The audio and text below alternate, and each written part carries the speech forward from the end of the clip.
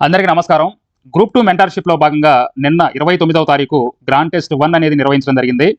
వందలాది మంది రాశారు. అందులో మొదటి 4 ర్యాంకులు షబ్బీర్, మురళీకృష్ణ, కృష్ణజ్యోతి, ఎం. శివపార్వతి వీళ్ళు మొదటి 4 స్థానాల్లో వచ్చారు. సో అందరికి కూడా congratulations and all the best. So మనం నిన్న గ్రాండ్ టెస్ట్ 1కి సంబంధించి ఎక్స్‌ప్లనేషన్ వీడియో 1 చెప్పుకున్నాం. సో మొదటి ప్రశ్న నుంచి 15వ ప్రశ్న వరకు చెప్పుకున్నాం. ఇప్పుడు ఎక్స్‌ప్లనేషన్ వీడియో 2 చెప్పుకుందాం. 16వ ప్రశ్న నుంచి 30 ప్రశ్నలు మనం చెప్పుకుందాం. సో చూడండి 16వ ప్రశ్న. ఐరోపా వారు రాక సమయంలో ఆంధ్ర ప్రాంతంలో పలనాడు ప్రాంతము ఏ వ్యాపారానికి ప్రసిద్ధి? సో పలనాడు అంటే మనందరికీ కూడా తెలుసు. పలనాడులో ఇక్కడ వజ్రాల పరిశ్రమకి ప్రసిద్ధి. వజ్రాల పరిశ్రమ పల్నాడు ప్రాంతము. సో కాబట్టి చూడండి ఒకసారి దీని గురించి. ఐరోపా వారు ఆంధ్ర ప్రాంతానికి రాక సమయంలో ప్రసిద్ధ పరిశ్రమలు చూద్దాము. వజ్ర పరిశ్రమ ఇప్పుడే మనం చెప్పుకున్నాం పల్నాడు ప్రాంతం. అలానే లోహ పరిశ్రమ వినుకొండ ప్రాంతము, గుర్తుపెట్టుకోవాలి వినుకొండ. అలానే తివాచీలకి ఏలూరు ప్రాంతము ప్రసిద్ధిగా ఉంది. అలానే రంగు దుప్పట్లకి ఆదోని, బళ్ళారి ప్రాంతము ప్రసిద్ధి అనమాట. అలానే రుమాళ్ళుకి నెల్లూరు ప్రసిద్ధి. ఇది చాలా సార్లు అడిగాడు. రుమాళ్ళు ఇప్పుడు కూడా ఫేమస్ ఇవన్నీ కూడా. ఓకే, సో వజ్ర పరిశ్రమ అంటే మనం గుర్తుకొచ్చేది పలనాడు ప్రాంతం, గుర్తుపెట్టుకోవాలి. ఓకే, ఇక్కడే కొల్లూరు అనే ప్రాంతం ఉంటుంది. పలనాడు ప్రాంతంలోని కొల్లూరు అనే ప్రాంతం ఉంటుంది. ఇదే కొల్లూరులో సో ప్రపంచ ప్రఖ్యాతిగాంచిన కోహినూరు వజ్రం అనేది లభ్యమైందనమాట. కాబట్టి ఇది గుర్తుపెట్టుకోవాలి. ఓకే, తర్వాత నెక్స్ట్ 17వ ప్రశ్న చూడండి. 1639 జూలై 2వ తేదీన మద్రాసు పట్టణం వద్ద కోటను నిర్మించేందుకు ఫ్రాన్సిస్ డే చంద్రగిరి రాజు నుంచి అనుమతి పొందాడు. అయితే ఫ్రాన్సిస్ డే ఈ ఒప్పందంలో పొందిన హామీలు ఏవి అన్నాడు. సో ఇది ఇలాంటి ప్రశ్నలు కాన్సెప్ట్ వైజ్ క్వశ్చన్స్ అనమాట. ఇవన్నీ కూడా ఈ కాన్సెప్ట్ క్వశ్చన్స్ మనం నేర్చుకోవాలంటే చూడండి రఘునాథరావు పుస్తకంలో చాలా క్లియర్గా ఉంది. చూడండి ఇక్కడ దామెర్ల సోదరులతోటి సంప్రదింపులు జరిపిన తర్వాత 1639 జూలై 2వ తేదీన మద్రాసు పట్టణం వద్ద కోటను నిర్మించుకునేందుకు చంద్రగిరి రాజు నుంచి అనుమతి పొందాడు. ఈ అనుమతి ప్రకారం చూడండి ఒకసారి ఇక్కడ ఈ అనుమతి ప్రకారము ఆంగ్లేయులు స్వయంగా నాణ్యాలు ముద్రించుకోవచ్చు. ఓకే, ఇక్కడ ఏమనుంది చూడండి, ఆంగ్లేయులు స్వయంగా నాణ్యాలు ముద్రించుకోరాదు అనుంది. కాబట్టి రాంగ్ స్టేట్మెంట్. ఓకే, తర్వాత మద్రాసు నౌక కేంద్రం ద్వారా లభించే ఆదాయం పన్నులలో సగభాగాన్ని ఆంగ్లేయులు పొందవచ్చు. ఓకే, ఇక్కడ ఏమనుంది, నౌకా కేంద్రం ద్వారా లభించే ఆదాయంలోను పన్నుల్లోనూ సగభాగాన్ని ఆంగ్లేయులు పొందవచ్చు. కాబట్టి రైట్ స్టేట్మెంట్ ఇది. నెక్స్ట్, తగినంత వస్త్ర ఉత్పత్తిని చూపించిన పక్షంలో ఆంగ్లేయుల నేతగాండ్రుకి ఇచ్చిన డబ్బు మొత్తాన్ని తిరిగి వాపసు చేసుకోవచ్చు. ఒకవేళ గిట్టుబాటుగా వాళ్ళు వస్త్ర ఉత్పత్తి చేశారు, ఒకవేళ అది పోలేదనుకోండి, సో డబ్బు మొత్తాన్ని తిరిగి వాపసు చేసుకోవచ్చు అనమాట. సో ఇదే మనకు చూడండి ఒకసారి, ఈ రాయితీలే కాక తగినంత వస్త్రోత్పత్తిని చూపించిన పక్షంలో ఆంగ్లేయులు నేతగాండ్రికి ఇచ్చిన డబ్బు మొత్తాన్ని తిరిగి వాపసు చేసుకోగలరని చంద్రగిరి రాజు హామీ కూడా ఇచ్చాడు. కాబట్టి ఇది కూడా రైట్ స్టేట్మెంట్. కాబట్టి 2, 3 మాత్రమే సరైనవి. Option B. నెక్స్ట్ చూడండి, ఆంగ్లేయులు 1626లో నెల్లూరు జిల్లాలో పులికాటి సమీపాన 35 మైళ్ళ దూరంలో ఆర్మగావ్ అనే చోట ఫ్యాక్టరీని స్థాపించారు. ఇక్కడ దీర్ఘకాలం పాటు వ్యాపారం చేయడానికి అనుకూలించకపోవడం కారణం ఏంటి? ఆర్మగావ్ అనేది మంచి నౌకా కేంద్రం కాదు. ఓకే, ఇది కూడా మనకి రఘునాథరావు పుస్తకంలో ఉంది. చూడండి ఒకసారి, ఇక్కడ ఆర్మగావ్ మంచి నౌకా కేంద్రం కాదు. సో కాబట్టి మనకి ఎగ్జామ్లో సేమ్ ఇలానే ఇస్తున్నాడు. మీకు ఏదైతే అథెంటిక్ బుక్ ఉందో అథెంటిక్ బుక్లోని సో అంశాలే మీకు కాపీ అండ్ పేస్ట్ చేస్తున్నాడు. కాబట్టి రైట్ స్టేట్మెంట్. ఆర్మగావ్ చుట్టుపక్కల లభ్యమయ్యే వస్త్రాలు విదేశీ మార్కెట్లో అమ్ముడుపోయేంత నాణ్యత కలవి కావు అన్నాడు. సో చూడండి ఇది కూడా ఉంటుంది. ఆర్మగం చుట్టుపక్కల ప్రాంతాల్లో లభ్యమయ్యే వస్త్రాలు కూడా విదేశీ మార్కెట్లో అమ్ముడుపోయేంత నాణ్యమైనవి కలివి కావు అన్నాడు. సో కాబట్టి 2 కూడా రైట్ స్టేట్మెంట్ అనమాట. 1, 2. ఓకే, తర్వాత నెక్స్ట్, వాస్కో డి గామా ఏ సంవత్సరంలో భారతదేశంలోకి 2వసారి అడుగుపెట్టాడు? ఇక్కడ చూడండి, రెండవసారి, మొదటిసారి కాదు, రెండవసారి మొదటిసారి ఒకసారి చూద్దాం. చూడండి, మొదటిసారి సముద్ర ప్రయాణము వాస్కో డి గామా ఎప్పుడు చేశాడు? మనందరికీ కూడా తెలుసు, 1498 మే 17. సో ఎప్పుడు ఇక్కడ అంటే 1498 మే 17. సో కాలికట్ రాజు జామ్రిన్ ఈ వాస్కో డి గామాకి ఘనమైన స్వాగతం పలికాడు. సో వాస్కో డి గామాకి ఈ కావలసిన సుగంధ ద్రవ్యాలు కానీ ఇతర వస్తువులు కానీ మొత్తం కూడా కొనుగోలు చేసేటట్టుగా దగ్గరుండి నేను ఇచ్చి పంపించాడు. సో ఆ సుగంధ ద్రవ్యాలను తీసుకొని తిరుగు ప్రయాణం వెళ్ళిపోయాడు. సుగంధ ద్రవ్యాలు ఇతర వస్తువుల్ని తీసుకొని యూరోప్లో అమ్ముకోవడంతో ఈ యొక్క వాస్కో డి గామాకి అత్యధిక లాభం వచ్చింది. అక్కడ సుమారు 60 రెట్లు లాభం అని చెప్తారు. ఈ వస్తువుల్ని యూరోప్లో అమ్మగా అనేక రెట్లు లాభం వచ్చింది కదా, మరి లాభం వస్తే ఇంకా అలానే ఉండడు కదా, మళ్ళీ తిరిగి వచ్చాడు. రెండవ సముద్ర ప్రయాణం అంటే రెండోసారి ఎప్పుడు వచ్చాడంటే 1502 సంవత్సరంలో తిరిగి రావడం జరిగింది. సో కాబట్టి ఇక్కడ ఆన్సర్ ఏంటి? 1502. మొదటిసారి ఏమో 1498, నెక్స్ట్ 1502. సో గుర్తుపెట్టుకోవాలి. నెక్స్ట్, ఈ క్రింది వారిలో నీలినీటి విధానాన్ని పూర్తిగా తోసిపుచ్చి భారతదేశంలోని భూభాగాలను ఆక్రమించడానికి ఉపక్రమించిన పోర్చుగీసు ప్రతినిధి ఎవరు? సో చూద్దాం, చూడండి దీని గురించి. బ్లూ వాటర్ పాలసీ ఏదైతే ఉందో ఆ బ్లూ వాటర్ పాలసీని పక్కన పెట్టేసి, ఓకే అట్లా కాదు మనం భూభాగాలు మాత్రమే ఆక్రమిద్దామని ఉపక్రమించిన పోర్చుగీస్ ప్రతినిధి ఎవరో ఒకసారి చూద్దాం. చూడండి దీనికి సంబంధించి మనకి ఫస్ట్ మనకు తెలుసు Francis D Almeida. Francis D Almeida Portuguese మొదటి గవర్నరు. 1504 నుంచి 1509 మధ్య కాలంలో ఈయన పనిచేశాడు. మొదటి గవర్నరు. ఈయన నీలినీటి విధానాన్ని, బ్లూ వాటర్ పాలసీని ప్రవేశపెట్టాడు. అంటే ఏంటి? అరేబియా సముద్రం మీద గుత్తాధిపత్యాన్ని సాధించడం. అంటే నౌకాబలం ద్వారా సముద్రంపై నియంత్రణ మీద దృష్టి పెట్టిన గవర్నర్ ఎవరంటే ఫ్రాన్సిస్ డి ఆల్మిడా. ఓకే. తర్వాత రెండవ గవర్నర్ ఎవరంటే పోర్చుగీస్ గవర్నరు ఆల్ఫిన్సో డి ఆల్బుక్లర్క్. ఓకే. భారతదేశంలో పోర్చుగీస్ సామ్రాజ్యానికి నిజమైన స్థాపకుడిగా ఆల్బుక్లర్క్నే అంటారన్నమాట. అత్యంత శక్తివంతుడైన. అయితే నీలినీటి విధానాన్ని, బ్లూ వాటర్ పాలసీ అనే దాన్ని ఈయన రద్దు చేశాడు. సో మనం అరేబియా సముద్రం మీద దృష్టి పెట్టి దాని మీద నియంత్రణ చేస్తే కాదు, మనం భూభాగం మీద దృష్టి సారించాలి. భూభాగంలో భారతదేశంలో స్థిరమైన కోటలను మనం నిర్వహించుకోవాలి అని ఈయన కోటల మీద ఎక్కువగా ఫోకస్ చేశాడు. నీటి విధానాన్ని రద్దు చేసి భారతదేశంలో భూభాగం మీద, భారతదేశంలో స్థిరమైన కోటల మీద ఫోకస్ చేసిన గవర్నర్ ఎవరంటే ఆల్బుకర్క్ అని చెప్పాలి మీరు. ఓకే. ఇది దీని గురించి. కాబట్టి ఆన్సర్ ఏంటి? ఆల్బుకర్క్. Option B. నెక్స్ట్.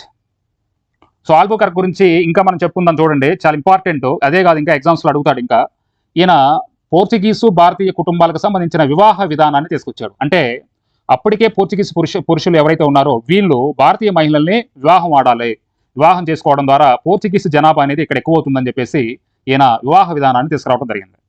అలానే ఈయన ఆల్బుకర్క్ అనేది శ్రీకృష్ణ దేవరాయలకి సమకాలీన రాజు అనమాట, సమకాలీన గవర్నర్ అనమాట. ఓకే. అలానే గోవా ఆక్రమణ చాలా చాలా ఇంపార్టెంట్. ఇది లేకుండా ఎగ్జామ్ పేపర్ ఉండదు అనమాట, అంత ఇంపార్టెంట్. గోవా ఆక్రమణ 1510 సంవత్సరం. ఇది గుర్తుపెట్టుకోవాలి, సంవత్సరం ఇంపార్టెంట్ ఇక్కడ. Okay.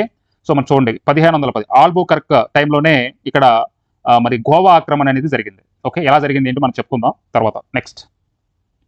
English east India company వారి వర్తక నౌకాయానాలు, వాటి యొక్క నాయకత్వ కెప్టెన్లను జతపరచండి. ఇక్కడ మొదటి నౌకాయాన యాత్ర, రెండవ నౌకాయాన యాత్ర, మూడవ నౌకాయాన యాత్ర, నాలుగవ నౌకాయాన యాత్ర. సో వీటికి కెప్టెన్స్ ఇట్లా జతపరచమని అంటున్నాడు. సరే చూద్దాం చూడండి దీని గురించి.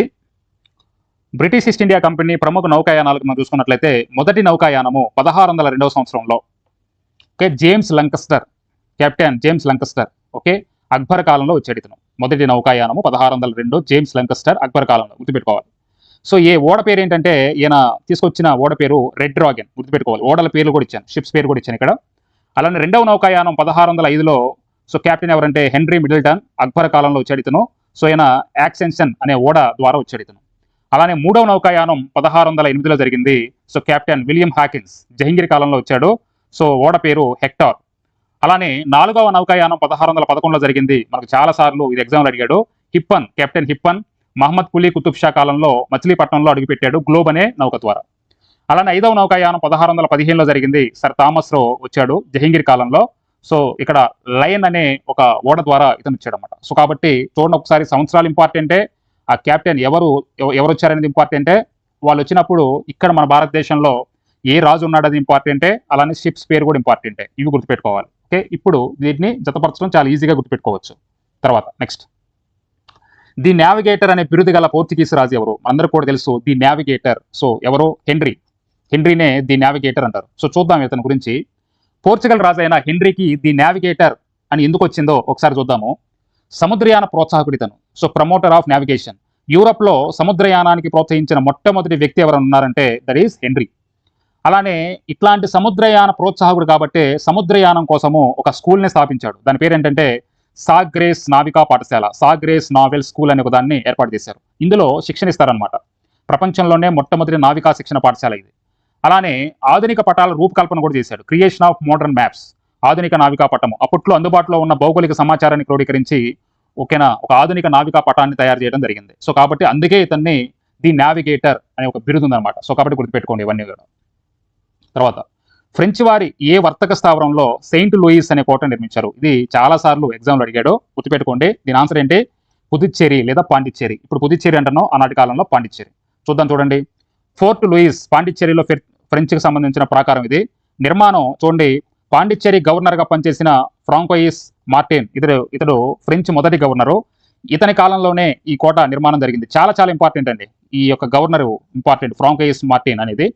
ఎందుకు ఆ పేరే పెట్టారంటే అప్పటి ఫ్రాన్స్ రాజు 14వ లూయిస్ ఎవరైతే ఉన్నారో ఆయన గౌరవార్థం ఇతనికి అతని పేరు మీదగానే ఫోర్ట్ లూయిస్ అని పేరు పెట్టారనమాట. ఓకే. ఆ గవర్నరే మా రాజు పేరు మీదే ఈ యొక్క కోటను నిర్మిద్దాం అని చెప్పేసి తన యొక్క ఫ్రెంచ్ రాజు అయిన 14వ లూయిస్ ఏదైతే ఉందో ఆ లూయిస్ పేరు మీదే ఫోర్ట్ లూయిస్ అని పెట్టాడు.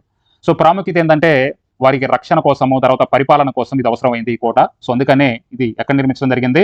పాండిచ్చేరిలో నిర్మించడం జరిగింది. ఓకే, నెక్స్ట్ ఆంధ్రాలోకి వచ్చిన ఆంగ్లేయులు యొక్క మొదటి స్థావరాలను పరిశీలించి సరికాని జతలను గుర్తించండి. చూడండి ఒకసారి, డచ్ వారు మచిలీపట్నం కరెక్ట్, అలానే పోర్చుగీస్ వారు మచిలీపట్నం కరెక్ట్, బ్రిటిష్ వారు మచిలీపట్నం అంటే మొదటి స్థావరాలు ఇవన్నీ కరెక్ట్, అలానే ఫ్రెంచ్ వారు పాండిచ్చేరి రాంగ్. సో ఇది కూడా ఏంటి, ఇది కూడా మచిలీపట్నమే. అంటే ఆంధ్రాలోకి వచ్చిన అందరి ఆంగ్లేయులు ఎవరైతే ఉన్నారో వారి యొక్క మొదటి స్థావరం మచిలీపట్నమే అని మనం చాలాసార్లు చెప్పుకున్నాం. డచ్ వారు చూడండి ఇక్కడ మనకి సంవత్సరాలు కూడా ఇంపార్టెంటే, 1605. ఓకే, బ్రిటిష్ వారు 1611. ఇట్లా మనకి సంవత్సరాలు కూడా ఇంపార్టెంటే. మీరు ఒకసారి కింద కామెంట్ చేయండి, మీరు విన్నారు కదా.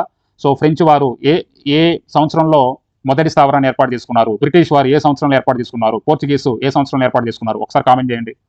నెక్స్ట్, శ్రీకృష్ణదేవరాయలు ఏ బీజాపూర్ సుల్తాన్ని చంపి గోవాని ఆక్రమించుకున్నాడు? చాలా చాలా ఇంపార్టెంట్ అండి ఇది.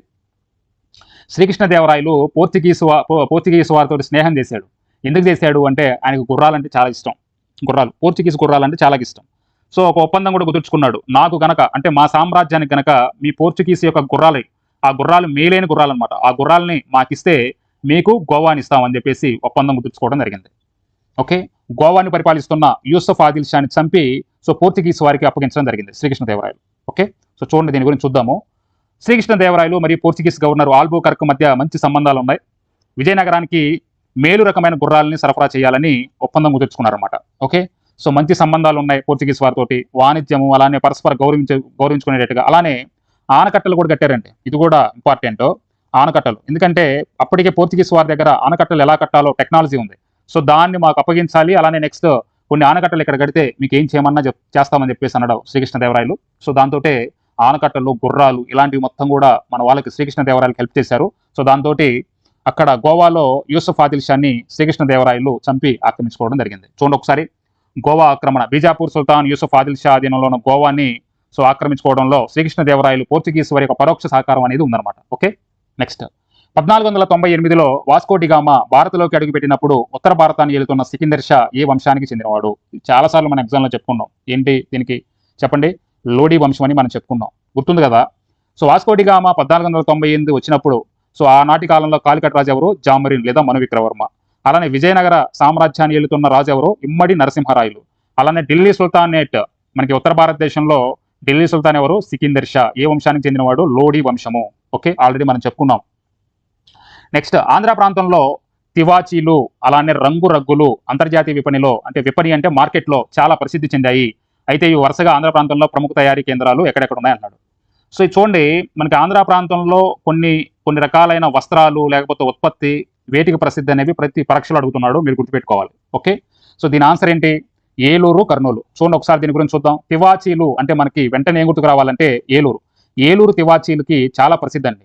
సంప్రదాయ పద్ధతుల్లో చేస్తారు ఇక్కడ. అలానే నాణ్యమైన ఊలిని మరి ఉపయోగిస్తారు. అలానే ఇక్కడ తయారు చేసే తివాచీలు విదేశాలకు కూడా ఎగుమతి అయ్యాయి. ఇప్పుడు కూడా ఏలూరు తివాచీలకి చాలా ప్రసిద్ధి. అలానే రంగు దుప్పట్లు, కర్నూలు రంగు దుప్పట్లు ప్రసిద్ధి. సో ఇక్కడ ప్రకృతి రంగులు యూజ్ చేస్తారు. అలానే పండుగల వాడకం ఎక్కువగా ఉన్న టైంలో కూడా ఈ యొక్క రంగు దుప్పట్లు అనేవి అమ్ముతూ ఉంటారు. ఇప్పుడు కూడా కర్నూలు రంగు దుప్పట్లు అంటే చాలా ఫేమస్. ఓకే, సో ఇలా మనం గుర్తుపెట్టుకోవాలి. నెక్స్ట్, ఆంధ్రదేశానికి వచ్చిన తొలి ఆంగ్లేయ నౌక పేరేం పేరు? సో మనకు తెలుసు, గ్లోబ్ నౌక. గ్లోబ్ మనకు తెలుసు కదా. ఇది 1611వ సంవత్సరంలో కెప్టెన్ హిప్పన్ ఈయన ఎక్కడికి వచ్చాడు? మచిలీపట్నానికే వచ్చాడు. ఏ నౌక ద్వారా అంటే గ్లోబ్ అనే నౌక ద్వారా. సో కాబట్టి ఆంధ్రదేశానికి వచ్చిన తొలి ఆంగ్లేయ నౌక పేరు సో ఇది మచిలీపట్నం, 1611 కెప్టెన్ హిప్పన్. ఆంధ్రదేశానికి, భారతదేశానికి కాదు. సో 1611 గుర్తుపెట్టుకోవాలి. తర్వాత నెక్స్ట్, కలకత్తా నగర నిర్మాత ఎవరు? సో ఇది నేరుగా క్వశ్చన్. ఇది కలకత్తా నగర నిర్మాత. కలకత్తా నిర్మించడంలో ఎవరు ప్రముఖ పాత్ర వహించారు? జాబ్ చర్నాక్, గుర్తుపెట్టుకోవాలి. తర్వాత నెక్స్ట్, భారతదేశానికి వ్యాపార నిమిత్తం భారతదేశానికి మొదటిగా వచ్చిన పోర్చుగీస్ వారిని ఏ సంవత్సరంలో ఆపరేషన్ విజయ్ ద్వారా గోవా నుంచి పంపించబడ్డారు? నేను చెప్పుకున్నాం, క్లాస్లో చెప్పుకున్నాం. 1961వ సంవత్సరంలో ఆపరేషన్ విజయ్ ద్వారా పోర్చుగీస్ వారిని తరిమివేయడం జరిగింది. సో కాబట్టి 1961 గుర్తుపెట్టుకోవాలి. ఓకే, ఇది దీనికి సంబంధించి. సో నెక్స్ట్ మనం వేరే క్లాస్ తోటి మనం చూద్దాము. So thank you very much.